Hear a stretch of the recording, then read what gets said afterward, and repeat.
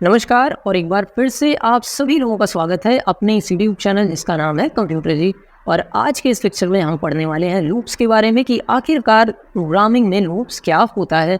अब इस लेक्चर में मैं आगे बढ़ूं इसके पहले एक आपको धन्यवाद देना है कि ये हमारा परिवार 4000 के काफ़ी करीब पहुंच चुका है। आने वाले दिनों में ये इसको पार भी कर देगा।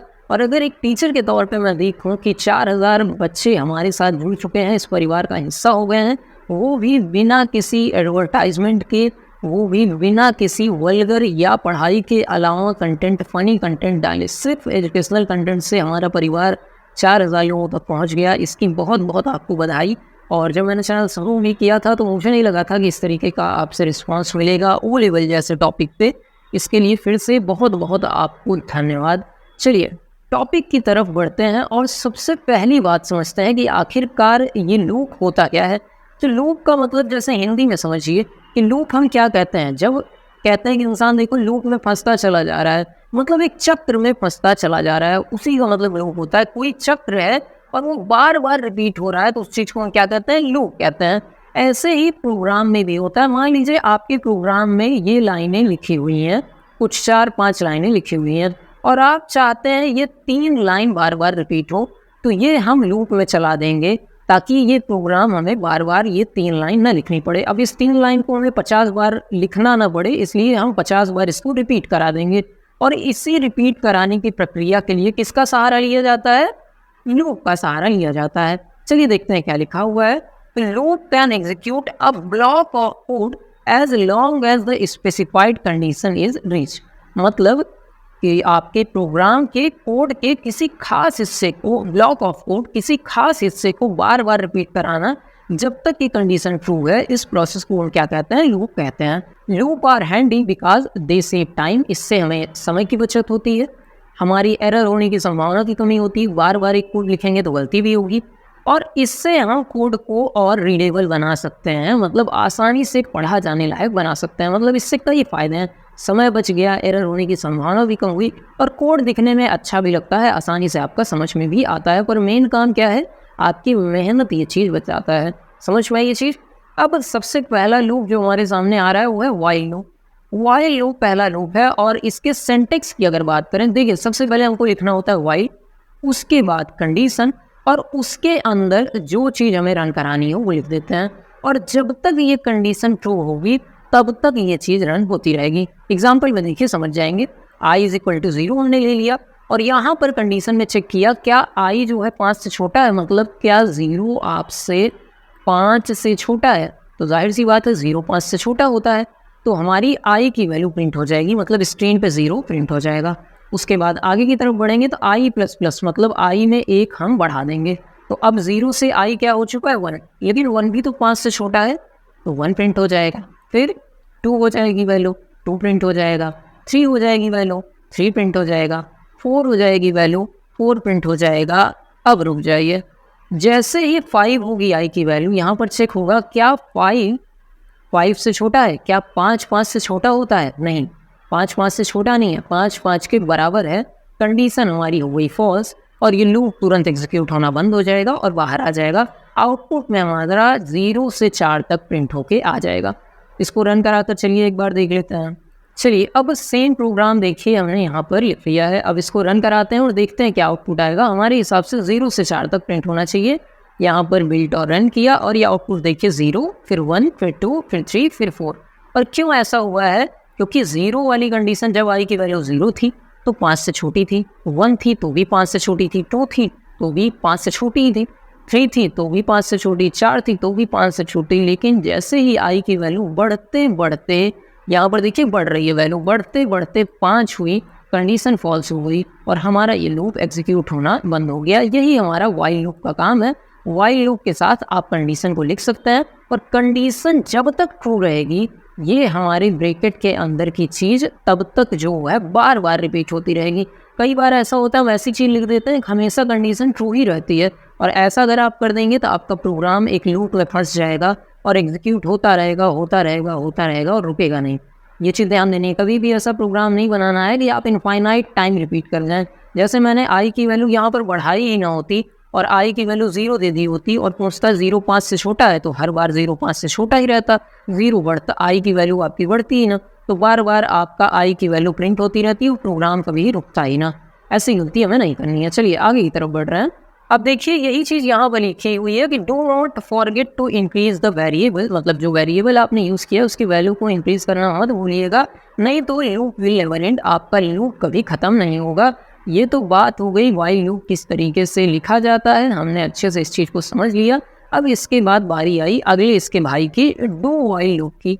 वाइल लूप क्या करता था, सबसे पहले कंडीशन चेक करता था और उसके बाद काम को अंजाम देता था। लेकिन डू वाइल थोड़ा सा अलग है। डू वाइल पहले एक बार काम को कर देता है, उसके बाद कंडीशन को चेक करता है। नाम देखिए कह रहा है डू, पहले करो फिर वाइल कंडीशन चेक करो। क्या चीज़, पहले करो, काम को कर दो, फिर कंडीशन चेक करो, अगर ट्रू है तो फिर से करो, नहीं तो बंद कर दो। समझ में आई ये चीज़। देखिए चलिए यहाँ पर डू आपका जो काम करना है वो लिख उठा है और फिर आपकी कंडीशन चेक हो रही है। समझ में आ रही होगी ये चीज़। एक बार तो ये प्रोग्राम कम से कम रन ही हो जाएगा। वाइल वाले में ऐसा नहीं था, वाइल वाले में अगर पहली बार आपकी कंडीशन फॉल्स होती तो प्रोग्राम रन ना होता, लेकिन यहाँ पर ऐसा है कि एक बार तो आपका प्रोग्राम रन ही हो जाएगा, फिर कंडीशन फॉल्स होगी तो रुकेगा, लेकिन अगर कंडीशन ट्रू है तो दोबारा रन होगा, फिर कंडीशन ट्रू है तो दोबारा 4 5 6 बार 100 बार जितनी बार आप रन कराना चाहें रन करा सकते हैं। रुकेगा कब, जब कंडीशन आपकी हो जाएगी फॉल्स। ठीक, चलिए आइए देखते हैं इसका एक अच्छा सा एग्जाम्पल। अब एग्जाम्पल में क्या चीज़ कही गई है, आई की वैल्यू 0 ले ली गई है और यहाँ पर आई की वैल्यू प्रिंट करा दी गई है जो कि 0 प्रिंट हो जाएगी। उसके बाद आई की वैल्यू 1 बढ़ा दी गई और पूछा गया क्या आई जिसमें 1 है 5 से छोटा है, क्या 1 5 से छोटा होता है, जाहिर सी बात है छोटा होता है, तो इसके बाद आपका 1 प्रिंट होगा, 2 प्रिंट होगा और जब आई की वैल्यू 5 हो जाएगी, जैसे पहले हुई थी तो 5 हो जाएगी, तो 5 छोटा है 5 से चेक करेगा तो ये भी यहाँ पर रुकेगा और यहाँ पर फॉल्स आ जाएगा। कोई दिक्कत आपको नहीं आनी चाहिए, सेम पुराने जैसा है, रन करा कर देखेंगे तो रन हो जाएगा। नोट्स की समस्या नहीं है, नोट्स हम देते ही हैं, आपको पता ही होगा। इसके बाद इसका तीसरा भाई आया जो बहुत फेमस है, क्या नाम है इसका, फॉर लूप। इसका बहुत ज़्यादा इस्तेमाल आप देखने को मिलेगा आपको। देखिए क्या लिखा हुआ है कि यहाँ पर अगर आप सिंटेक्स से देखें तो इसमें क्या रहता है, इसमें सुविधा बहुत सारी है आपकी। जैसे देखिए फॉर, आप इसके अंदर स्टेटमेंट 1 2 और 3 लिखते हैं। अब स्टेटमेंट 1 में क्या होता है, 2 में क्या होता है, 3 में क्या होता है, ये भी हम अभी देखेंगे। लेकिन समझिए कि 3 चीज़ें यहाँ पर आप लगा सकते हैं। अब स्टेटमेंट 1 क्या है, जो भी आप स्टेटमेंट 1 में लिखेंगे ये कोड के रन होने के पहले एक बार रन होगा। क्या चीज़, एक बार रन होगा। उसके बाद स्टेटमेंट 2 क्या है, ये आपका define the condition of executing the code block. यहाँ पर आपकी स्टेटमेंट 2 की जगह पर क्या होगी, कंडीशन होगी। क्या चीज़, यहाँ पर आप कंडीशन लिखेंगे, जैसे यहाँ पर लिखा था ना आपने, देखिए ये देखिए यहाँ पर आपने कंडीशन जैसे लगाई थी ना, ये चीज़ आपकी कंडीशन होती है, पिछले लेक्चर में हमने समझाया भी था। ऐसे ही यहाँ पर जो आप कंडीशन लगाएंगे फॉर लूप में, ये स्टेटमेंट 2 की जगह पर लगाएंगे। उसके बाद देखिए statement 3 is executed after the code block has been executed. मतलब ये आपका जब कोड ये जो लिखा हुआ है हरे कलर से, ये जब रन हो जाएगा तब स्टेटमेंट 3 होगा। और स्टेटमेंट 3 में जनरली इंक्रीमेंट और डिक्रीमेंट का यूज़ किया जाता है।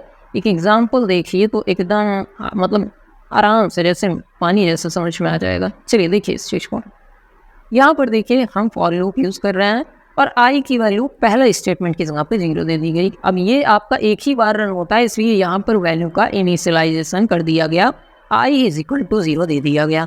दूसरे वाले ब्लॉक में दूसरे वाले स्टेटमेंट में आपने कंडीशन चेक की, क्या आई की वैल्यू 5 से छोटी है, अगर छोटी है तो प्रिंट कर दो आई को, 0 प्रिंट हो गया।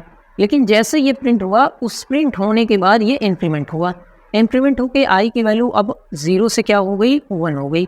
और फिर से कंडीशन चेक हुआ, क्या 1 5 से छोटा है, जाहिर सी बात है छोटा है, प्रिंट हो जाएगा 1 प्रिंट हो गया। थोड़ा सा गंदा लिख रहा हूँ, 1 सेकंड रुकिए। चलिए 1 आपका प्रिंट हो गया, फिर 1 में 1 बढ़ा, अब 1 में 1 बढ़ा तो 2 हो गया, फिर 2 में 1 बढ़ेगा 3 हो जाएगा, 4 हो जाएगा, इसी तरीके से 5 जैसे ही आएगा यहाँ पर रुक जाएगा। और यही चीज़ देखिए समझाया गया है। सबसे पहले आपका आई में 0 आ गया, उसके बाद आपकी कंडीशन जो है वो जब तक ट्रू है तब तक ये रन करेगा। कब तक ट्रू है, जब तक आई की वैल्यू 5 से छोटी है, 5 से बड़ी या 5 होने पे ये लूप हमारा रुक जाएगा। और हर बार आपकी वैल्यू i++ हो रही है, मतलब i में 1 बढ़ती जा रही है, जितनी बार आपका ये लूप रन होगा और इसको भी रन करा कर देखेंगे तो आपको सेम आंसर मिलेगा जो पहले मिला था। इसके बाद देखिए यहाँ पर एक और एग्जाम्पल लिया गया है। यहाँ पर क्या चीज़ होगी समझिए, आई में आपका 0 आ गया। इसने चेक किया क्या आई 10 से छोटा है या बराबर है, जाहिर सी बात है 0 आपसे 10 से छोटा है, ठीक है। अब यहाँ पर आपका आई की वैल्यू प्रिंट हुई जो कि 2 है, लेकिन यहाँ पर ध्यान दीजिए आई में अब 1 नहीं बढ़ाया जा रहा है, आई प्लस 2, मतलब आई में 2 जोड़ेंगे तो हमारा 0 से ये 2 हो जाएगा। अब 2 भी 10 से छोटा था तो 2 प्रिंट हो जाएगा, फिर 2 में 2 जोड़ेंगे तो अब 2 की जगह पे ये हो जाएगा 4, 4 प्रिंट होगा, फिर 4 की जगह पे 6, 6 प्रिंट होगा, फिर 6 की जगह पे थोड़ा सा मैं इधर लिख रहा हूँ 8, 8 प्रिंट होगा, और 8 के बाद 10 भी प्रिंट होगा क्योंकि यहाँ पर इक्वल टू की साइन लगी है। बाकी सब जगह सिर्फ लेस देन या ग्रेटर देन लगा था, यहाँ पर इज इक्वल टू लगा है, मतलब जब 10 के बराबर भी वैल्यू होगी तो भी प्रिंट कर देना, लेकिन जैसे 10 से 12 होगा तुरंत कंडीशन हमारी फॉल्स होगी और लूप हमारा एग्जीक्यूट होना बंद हो जाएगा। समझ में आ गई होगी ये बात ना, आसान सी चीज़ से। चलिए ब्रेक की बात करते हैं, और पिछला लेक्चर जिन बच्चों ने देखा था वहाँ पर ब्रेक का किस्सा हमने सुनाया था। जैसे आपकी गाड़ी होती है वैसे ही प्रोग्राम भी होता है, अपनी रफ्तार में चलता हुआ, लेकिन जैसे ही ब्रेक आप लगाते हैं वो सिस्टम वो चीज़ वहाँ पर रुक जाती है। ये हमने पहले भी पढ़ लिया है, इसी चीज़ को यहाँ पर देखने जा रहे हैं। कह रहा भाई प्रोग्राम आप जो है 0 से शुरू हो और प्रिंट करते जाओ 0 1 2 3 4 5 6 7 8 9 10, कहाँ तक 9 तक ये प्रोग्राम वैसे प्रिंट होता।